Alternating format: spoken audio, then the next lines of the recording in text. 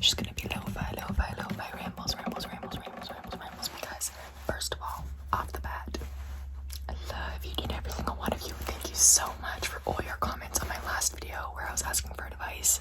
Genuinely, my heart is so full of love for each and every single one of you.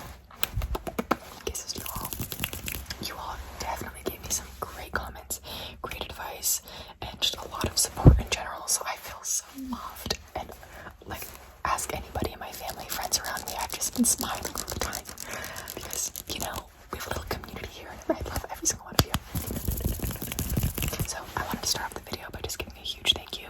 I haven't responded to all the comments yet. I've started going through them, but there are a lot, so I'm taking my time one by one, getting through them and really reading the comments.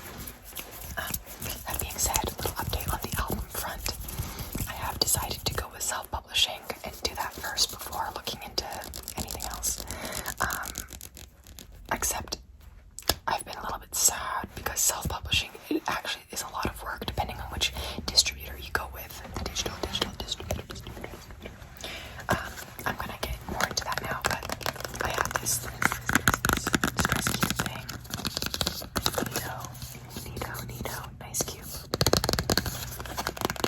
And I'm just gonna make some sounds with as I chat with you, okay? So let's open it up.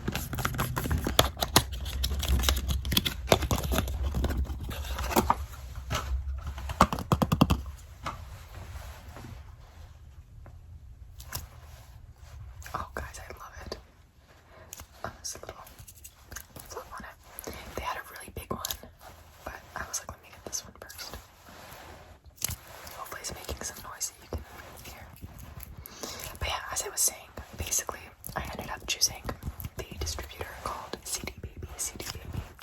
A lot of you guys recommended DistroKid, and I looked into that, or DistroKid, something like that, and I looked into it, and the reason why I went with CD Baby is because you just pay a set fee for one album and it's out there, whereas the other DistroKid, I'm so sorry, I don't know how to say it, but that one is kind of like a monthly subscription and you're like billed annually or something like that.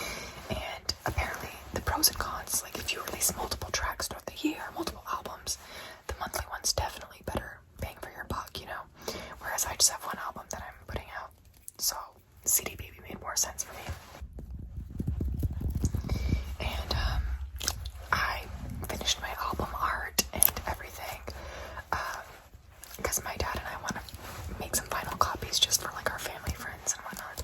So I did the backing for that, and then it's been a lot of fun, but a lot of work. For some reason, I thought the work would just be making the album, but it's the after part, you know, where you have to make the cover, the background, you gotta do the lyrics, you have to do all this stuff, and it's just, oh my god, that's where the work really starts. And I wanted to have my album out and ready yesterday, except, at least with CD Baby, there are so many legal documents you have to look at. I mean, you can just click agree and move on, but I've seen a lot of movies, and I'm like, I'm not about to get caught in some shit, you know? So I wanted to sit and read everything. And guys, when I tell you the legal jargon I was looking at, I could not make sense of anything. And then I got really discouraged because there's like 50 freaking different PDF files I have to look at, and all of them are so long, and I can't understand anything. And it's important stuff, you know, they're talking about the rights to royalties, tax stuff, you know, so it's like I can't overlook these things, like I have to know what I'm dealing with, you know. So I decided to take a break, and I'm going to go at it again today.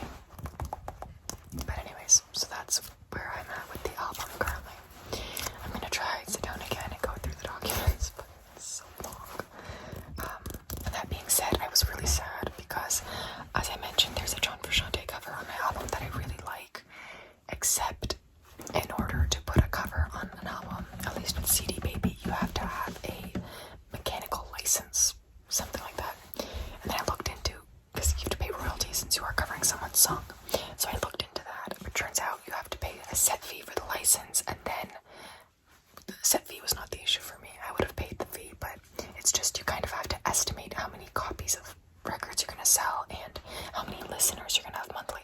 And then every month you have to go and update it to make sure you're always above the actual number, and you have to pay that much every, you know, set month or whatever.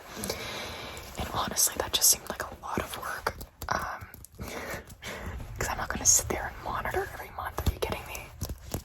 decided to scrap the cover and just remove it from my album and keep only my original songs. I really do like the cover, and it's John Frusciante, you know.